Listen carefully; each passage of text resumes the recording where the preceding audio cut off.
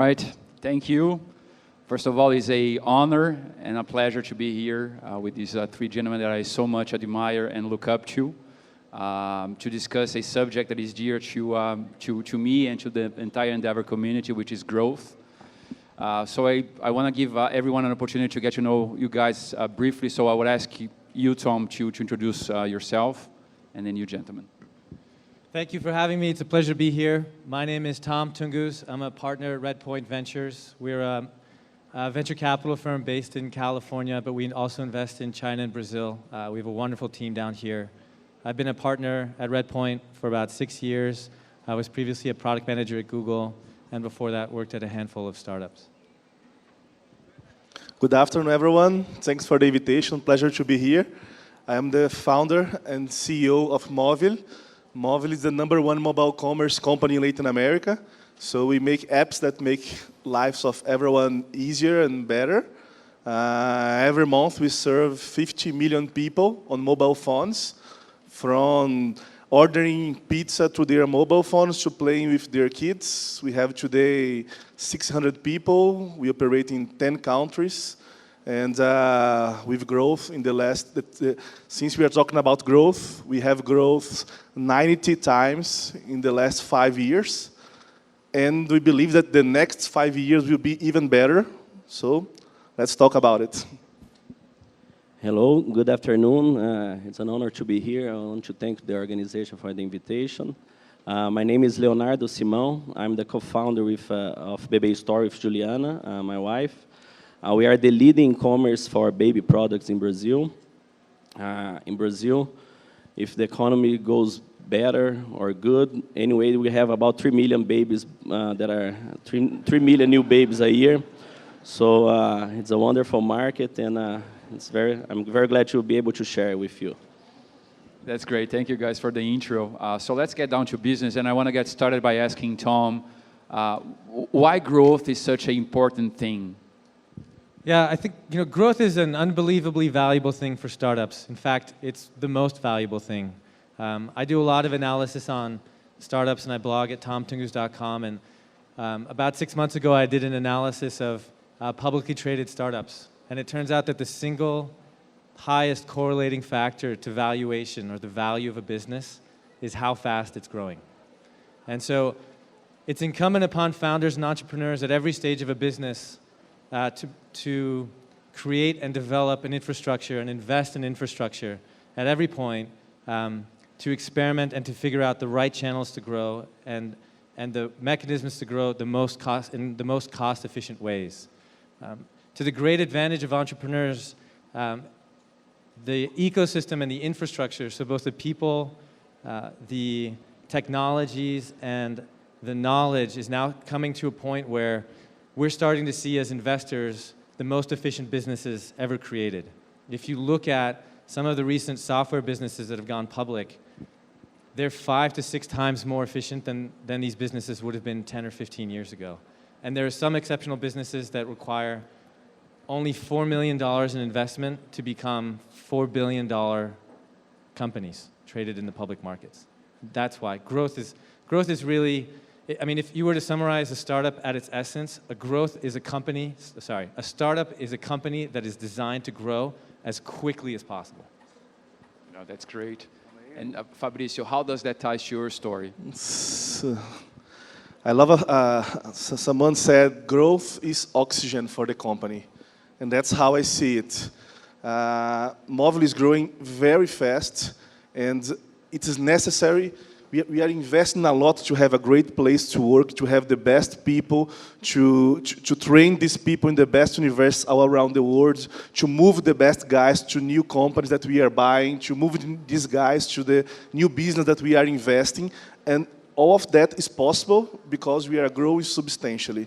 So we designed a company to have the best people motivated to create a lot, to receive a lot in the company in terms of bonus, in terms of training, opportunities, and growth is the basis of that. So for us, we are designed to grow, and as I said, our goal is to grow until be one of the biggest and best in the world. That's great. And picking up on that theme, Tom, What are the key ingredients of a growth machine? Is it just money, or what else does a company need to grow? No, I think money is an essential ingredient, but it's not. It's necessary but insufficient. What we really see and what we look for in companies that display exceptional growth characteristics is first a team that is willing to invest in growth and willing to take risks, because as soon as a formula for growth is discovered, it's quickly used by many people and quickly then becomes an inefficient mechanism for growth. In the Brazilian market, you can see Google, if you bid on AdWords, the cost per click has risen over 100% year over year in high LTV categories. And so that's just a great example of how once a channel is discovered, people pile into it, and then it becomes inefficient. And so the job for a startup and the job for a founder is really to lay the machinery, to create the infrastructure within the business to be able to consistently generate experiments. Let me give you an example. When I was at Google, we ran experiments on google.com, and those experiments were greater than 50% of all the traffic, even at enormous scale. So even when the company was publicly traded and worth $50 to $60 billion or more, maybe $150 billion, the whole goal of the company, particularly on search, was around experimentation. And that kind of infrastructure has to be developed and implemented very early on in a company's lifestyle, because it's a key part of the culture and the way that the company needs to hire, because throughout its life, the company will need to experiment. Very interesting. And to that point, Leo, you were one of the most interesting growth stories in Brazil, in my perspective, because you raised something like $30 million, which I believe is half of what your closest competitor have raised. And you not only outgrew them, but you ended up buying them. How did you do it? Yeah, well, I believe that growth is it's very important, but it's not any kind of growth. You have to have a consistent growth, and you have to have the company prepared to grow by delighting your customers. You got to get the right customers. You got to keep growing, giving the best service as possible. And the only way that you can delight your customer, have that customer coming back, is if you have a great team in your company. So as Alcione stated here, a great team is everything in order for you to have that service, for you to provide that.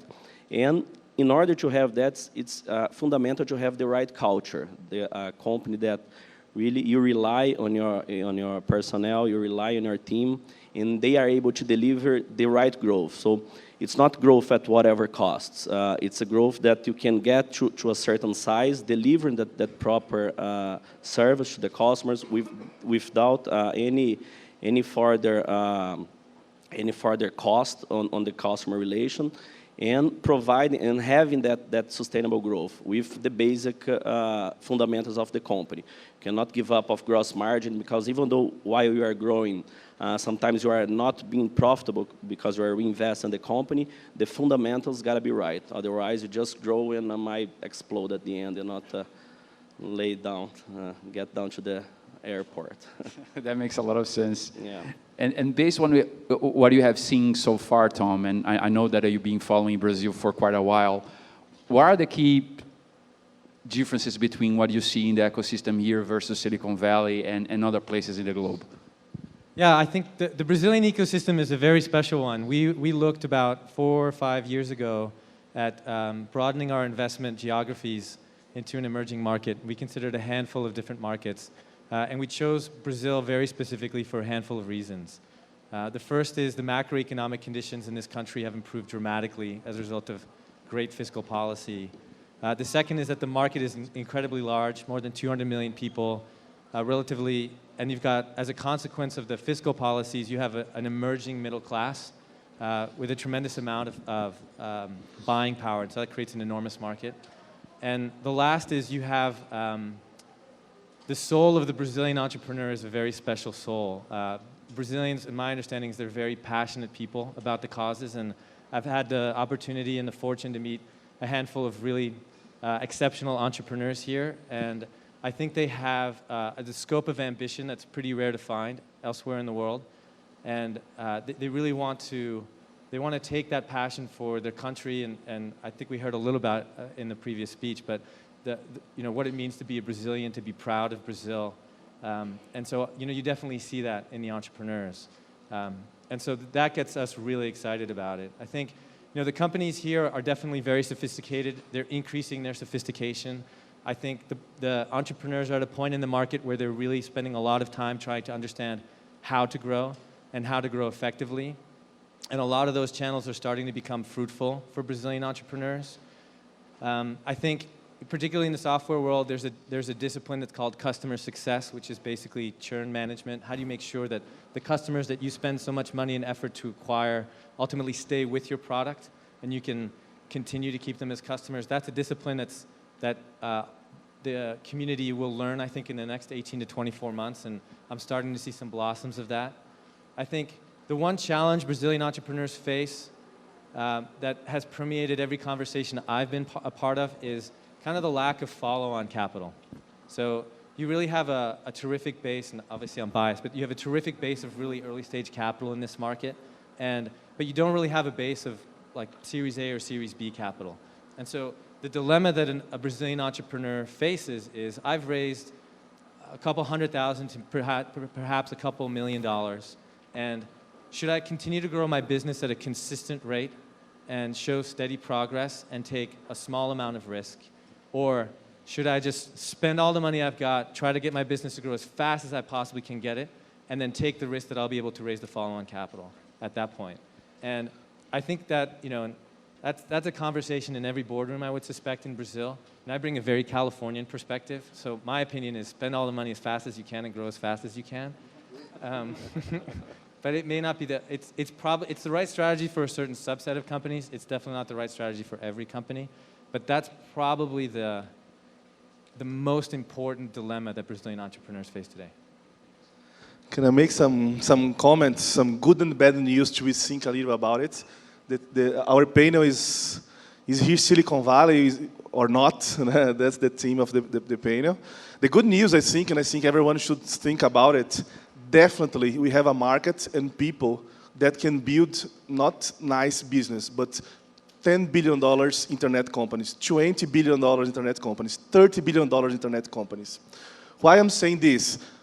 US, we have $1 trillion created in value in the last few years from their internet leaders. But we can't compare to US or California because they are so rich. Okay, in China, we had a $300 billion e-commerce leader IPO just 1 month ago, and the second internet company of China is $150 billion.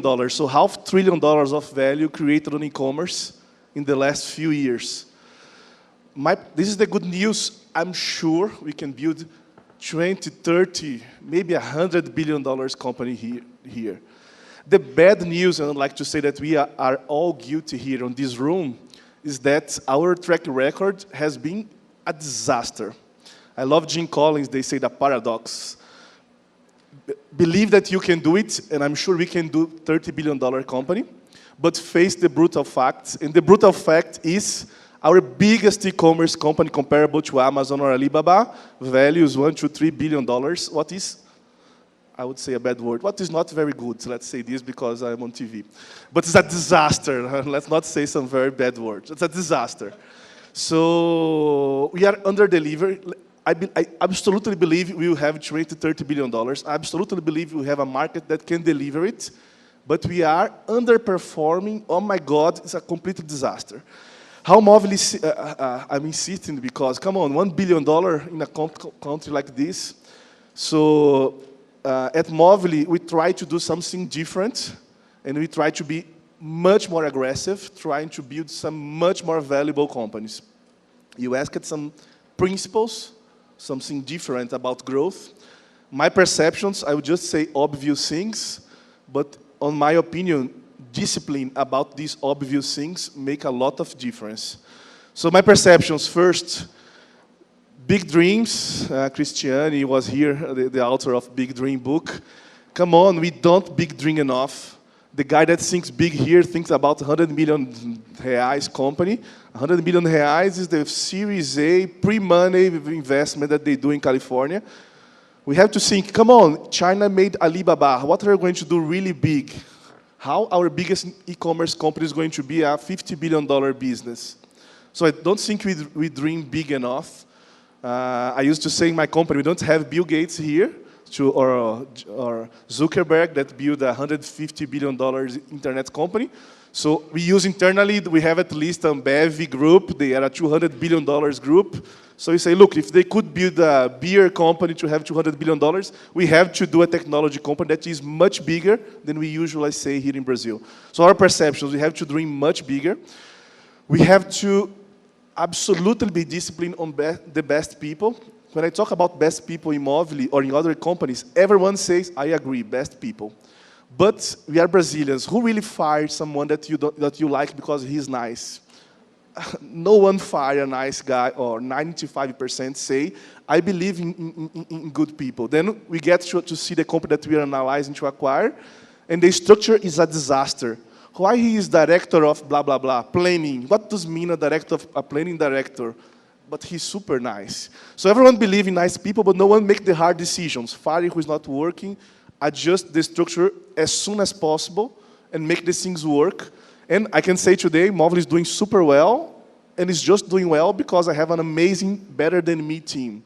And when we do it, really the difference in the company is, everyone say, I like good people. Okay, so is your team better than you, really? Most companies say, no, I have the founder and the other guys. But so I think really being disciplined on best people, not only talking about, but firing the bad ones, promoting quickly the good ones, makes a lot of difference. For Movile, management model was unbelievably important. We were a startup 5 years ago with like 40 people. Now we have 600. We only could grow to manage 10 countries operation because we were very disciplined in have a management model, reporting, and a culture of obsession about results. Where I invented it from, I didn't invent it. We loved the Ambev case, so we hired a consultant that worked with Ambev. We copy everything.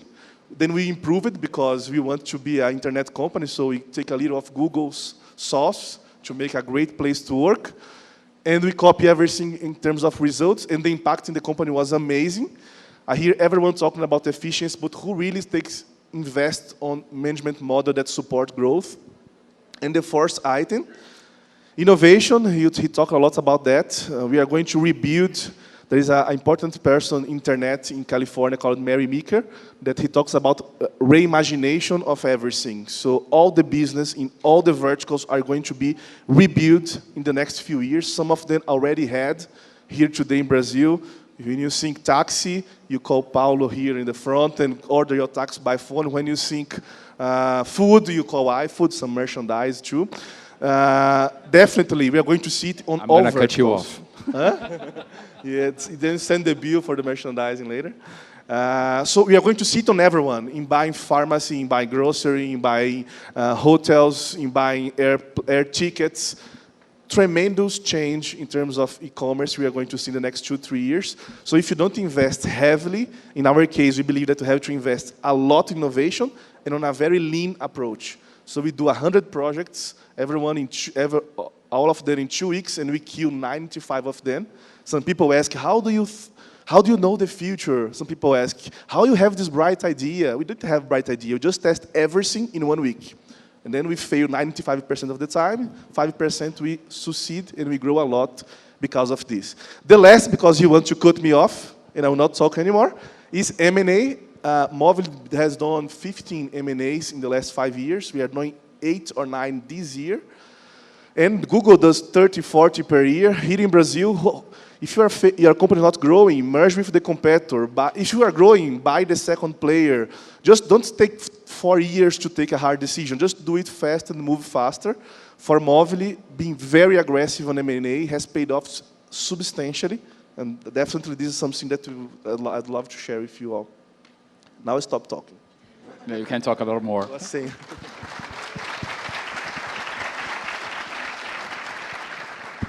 But Leo, Ellie Horn mentioned about the craziness that I went through the real estate market a couple of years ago, and I think that we sort of went through the same thing on the internet space. Do you still see, some of that, craziness spending around growth that we have seen over the past couple of years, and how do you see the market behaving going forward? Yes, I see that a lot of things have changed within the last 4 years. When we started BB Store back in 2009, there was a lot of hype towards startups. A lot of people were. I opened BB Store 2 years before I knew what was a startup. I was just opening a small company, and then we had a lot of company openings and a lot of money flowing to Brazil. Back then, we had Brazil was still the country of the future. Right now, we don't know which future is that. So it's kind of, we see that a lot of venture has backed off from Brazil. A lot of investors that were coming here are no longer coming anymore. And the only companies that are going to be alive, that are going to keep performing, are the ones that are very well structured, the companies that get to profitability, and the companies that grow structurally. Tom has mentioned that in the Silicon Valley, they have this culture of investing as fast as you can to get there first. They still have that over there, but here in Brazil, the way I see it's a completely different scenario, especially right now. So you really got to perform your company. There is no more place for a lot of trials, a lot of people that don't know what they are doing. So only the companies that are well performing, I believe they're going to be alive within the next generation of e-commerce and technology companies in Brazil. Because the access to money now, with the point of view of the economy, has shut down very strongly recently. And that's what I think. So in the BB Store, we have been, the biggest decision is always about, you have to see you got to be able to prioritize what you are doing in order to get to that point you are looking. At the same time, there's a lot of other things going on. So synthesize and prioritize your actions towards making a better companies. It's everything for the leader of a company online today. No, that makes a lot of sense. And I'd like to ask you, Tom, how do you look at cost for growth? And I know that not only your data shows that cost of acquisition, lifetime value is important, but as you showed us yesterday, churn and managing customer after the sale is extremely important. How do you look at the economics of this machine? Absolutely. So it's an equation, right? Growth fundamentally comes down to an equation, and it all starts with revenue, and it's about how much revenue you can generate per customer. And that metric is important, but it's second in importance to gross margin, right? So gross margin is your revenue minus the costs to produce your product. And in the case of a lot of cloud companies, that's Amazon Web Services infrastructure. That's basically it, actually. But you take your gross margin, and that's how much you can basically use to spend to acquire a customer for most companies. And what you really want to do is you want to acquire a customer for typically, if you take the sum total of the revenue of a customer over its lifetime, that's a customer lifetime value. And what we're really looking for are companies who have a ratio somewhere north of 5. So if you take the sum total of the lifetime value of a customer divided by the cost it takes to acquire that customer, you want greater than a 5x ratio. Another way of looking at it that we use as a benchmark internally is how many months of revenue from a particular customer are required to pay off the cost to acquire that customer. The median publicly traded company takes about 12 to 15 months to pay off the cost of customer acquisition. The most exceptional companies are kind of doing it in 6 months. The more consumer-focused you are and the higher the churn rate, the shorter that horizon becomes. So for a lot of mobile gaming companies, they're only able to retain their customers for about 3 months, which means your payback period, the amount of time it takes to pay off the cost of customer acquisition, should be 2 months or less. And a big driver, in addition to just the gross margin, is how long can I extend the life of that customer. And that's where we were talking a little bit before and today. That's why customer success and customer engagement and product development all have to work together in order to make sure that customers are engaged and that they do remain with the product, because it's a lot easier and it's a lot less expensive to retain an existing customer than it is to acquire a new customer. Typical ratio there is 5 to 10 to 1. And so if you can keep the customers you have and make them more valuable to your business, then over time you actually have a little bit of a bank account. So I used this example before, but suppose I have 100 customers paying me today, and over the course of the month, I lose 4 of those customers. My churn rate is about 4%. But if those customers start paying me more over the course of that month, they can offset the customers that I've lost. And if they pay me even more, then, if they pay me the worth of 104 customers, I'm suddenly I have this characteristic in my business that we call negative net churn, which means that my customers are increasing value over time.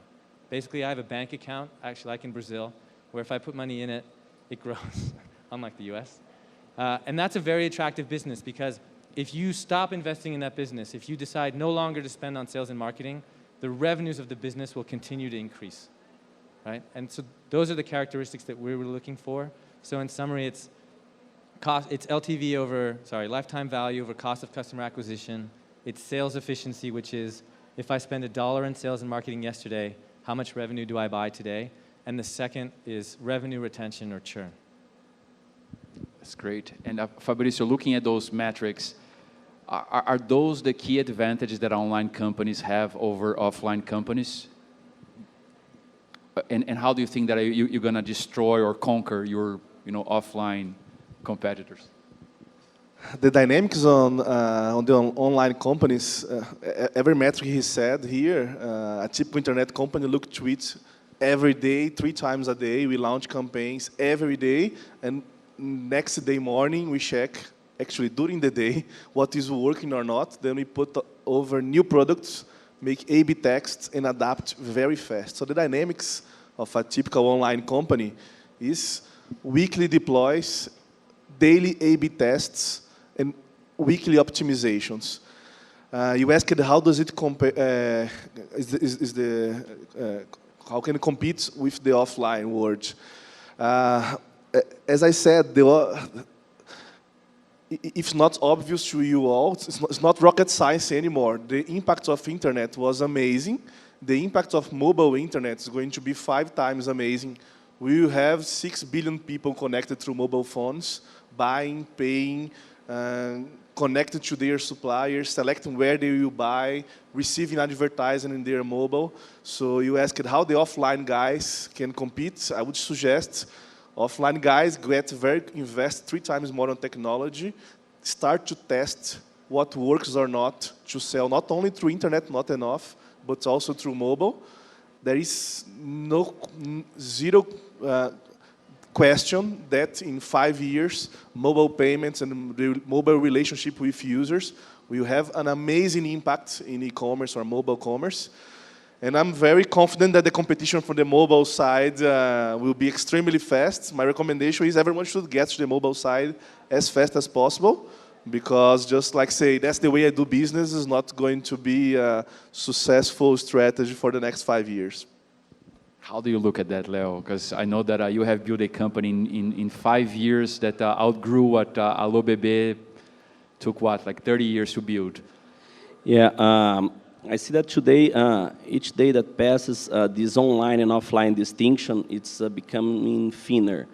We see a lot of companies in the US, even China.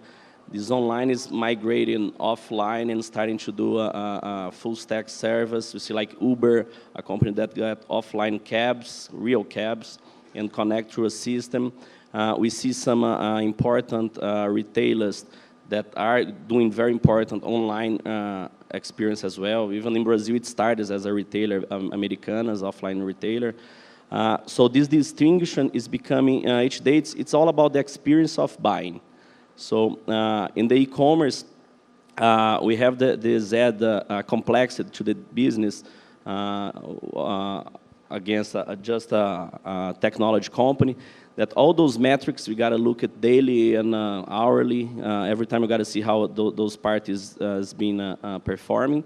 But that's just a small part of the business, because as I say, the e-commerce, the E is very small. It's just about acquiring customers. Everything else, you got a big warehouse with thousands and thousands of products, hundreds of people working, and thousands of customers that are expecting to receive their products as they have seen the website and the time they expected. So it's everything about measuring performance and delivering a great service in the e-commerce. And the more tentacles you have in order to deliver that best service, even if I can deliver that service, not only in his home, but in his office, in a store that he trusts, wherever my customers is, I gotta be able to find him and deliver. In the baby market, we have only about 1% of the market is still being doing online. In a market that it's very segmented, we have no national chains of baby stores in Brazil. And so the online, it's a way that we can bring over 50,000 different SKUs to moms and kids all over Brazil. So the experience is to measure those metrics and deliver that service in a way that the customer come back. Because all the metrics, I believe we can have a lot of evolution on our service. But the only way you're going to have a revolution is to deliver that great service. The difference between that is that evolution, you grow 10%, and in a revolution, you grow 10 times. So what we are doing is trying to do this revolution by supplying those best service.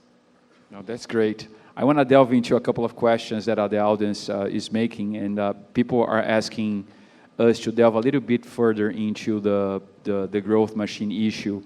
Tom, Leo and Fabricio both talk about people and how hiring the right people is key to grow. What else do you see in terms of building the machine and how one should go about bringing the right people, the right technology, the right processes to build the machine? Yeah, I think it all starts with culture, right? And I think the right kind of culture is a culture where data is the winner, right? Where it doesn't matter who's most senior in a company, it doesn't matter who's been there the longest, it doesn't matter whose voice is the loudest or who can tell the most compelling story. It's a culture where if you come in with the results that show a particular experiment is the most successful and it's the way that a company ought to operate, that's the decision the business makes. And if it starts at the top, if it starts with the founding team, if it starts with a passion for the truth and a passion for results, then I think it kind of cascades all the way down through every part of the organization. And so that means in hiring that you're looking for people who don't know the answers and who are comfortable not knowing the answers. And they're people who are willing to take risks and willing to run experiments, and they're willing to try crazy things because, as we said before, it's the crazy things that are going to enable something different. If you try something that everybody else has tried, you're going to get the same result. And so you need a company that so your company needs to feel like Ayrton Senna driving in a Formula One car while it's raining at 200 miles an hour. Good example. Thank you. He's one of my heroes. And so that's the way, yeah. Thank you. Thank you. It's wonderful to be in the home country of Senna. He's a real champion. But that's the way it needs to feel like. If you are in control, you are not going fast enough. And you need a team of people who are willing to ask the right questions, are comfortable with uncertainty, and really willing to push the limits of the business and ask very difficult questions. And so that doesn't mean that you need to hire senior people from Google or fill in whatever successful internet company you have. It means that you need to hire people. There's one characteristic that I look for in entrepreneurs and we look for, and it's this word in English that's called grit. And grit is like gritting your teeth. It is a resolve. It is a commitment to a goal. It's like when Senna was at Donington in '94 and he started on 6th place, and 5 corners later he was in 1st, right? He knew he was behind. He was behind for unfair reasons, and yet he just stuck it out, and he ended up winning the race. And that's what you need to look for in your people, particularly if you're looking to grow really fast. Totally agree. As they say here is faca nos dentes. Faca nos dentes. Olhos, faca nos dentes. Faca nos dentes, the way in Portuguese to say it. Like really commitment to make it. Yes, that's it. Faca nos Okay, dentes. great, that's it.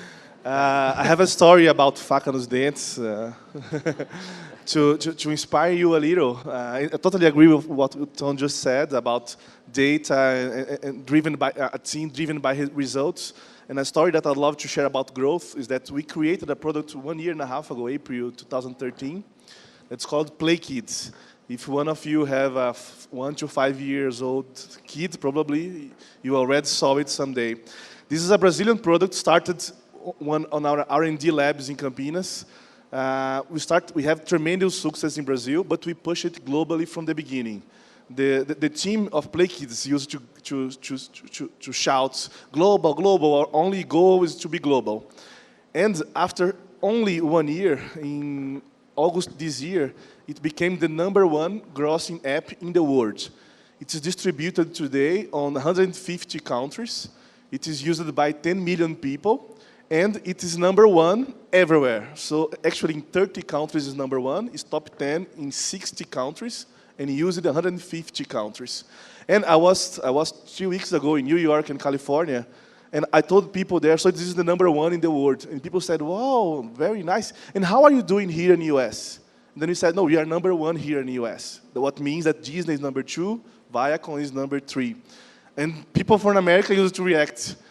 But here in the US, like, you are a Brazilian company that started in São Paulo, and you have the #1 kids product here in the US.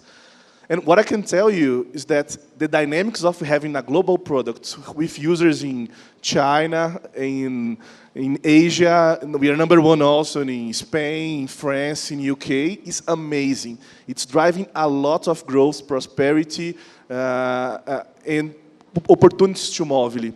And How did you pull it off? how Tell did us, you pull how it did you off? do it? The 5 topics I just said. Dream very big. We started saying we want to be the #1 in the world from the beginning, and like 1 year later and a half, be #1 in the world. We are super excited because we are there today.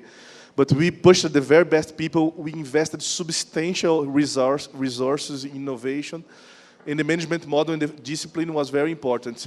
But the beauty of that is how many #1 in the world we've been built here in Brazil. I want to complain a little. We have to dream bigger. The amount of wealth that we create, taking money from customers in Australia and UK and Africa and US, a lot of money for customers in US, to a lab here in São Paulo, is amazing. Why we are not doing it 100 times more? We have very smart people that just he said, very entrepreneurial people. Why do we think so small and we build an app that is used only in half of São Paulo? We have to build the best apps of the world. This is a $10 billion opportunity. What we are going to do to get this 10 billion for us to make a big party here in Endeavor? That's what we have to question ourselves. We are not playing good enough. Part of this is our, we could do better, and I think we have to start doing it better tomorrow, because the opportunity is amazing for the next few years. So pick it up on that topic.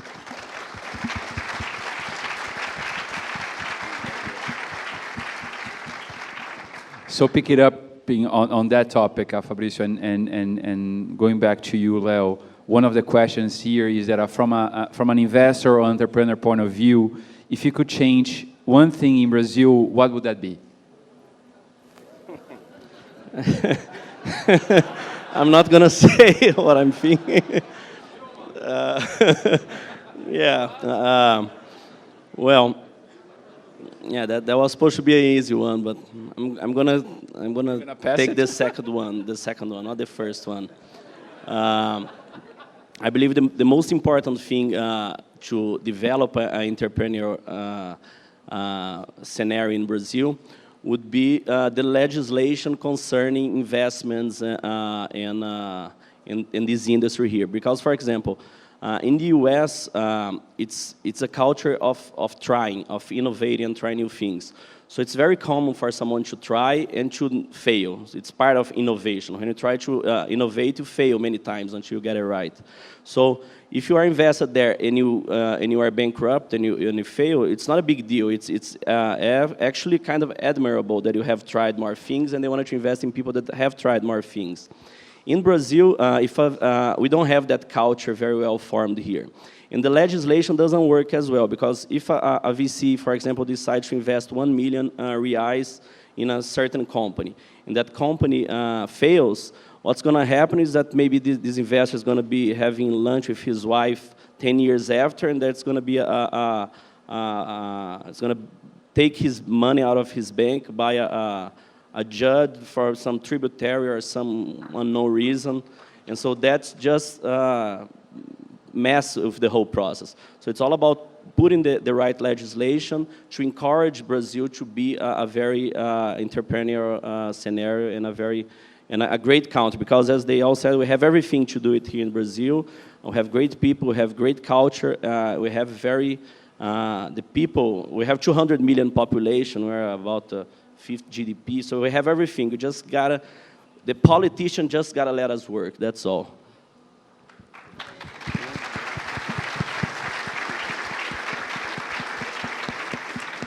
You want to comment on that, Fabricio?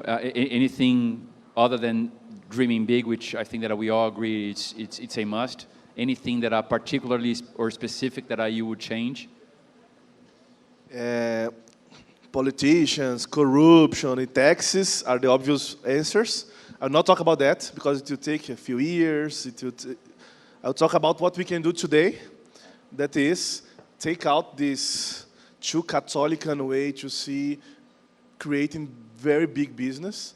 I think when you are in other countries, she says, stop talking. That woman said, like, shut up, go away. So if you are around the world, or in many other places, people think you have to work a lot. You are going to have to make profits. You have to build a big economy. Here in Brazil, if you say you are making a lot of money, you can't say it. You can't get to your friends and say, we are succeeding a lot, because it's bad to talk about it. So I would say we have to change our minds to say, we have big role models here also. We always talk about Jorge Paulo Lema and the GP Group. We always talk about many entrepreneurs here in Endeavor that are doing great, and we have to think, making $1 billion is good. Then I can donate 70 or 80% later, as we heard today morning, and we can make good.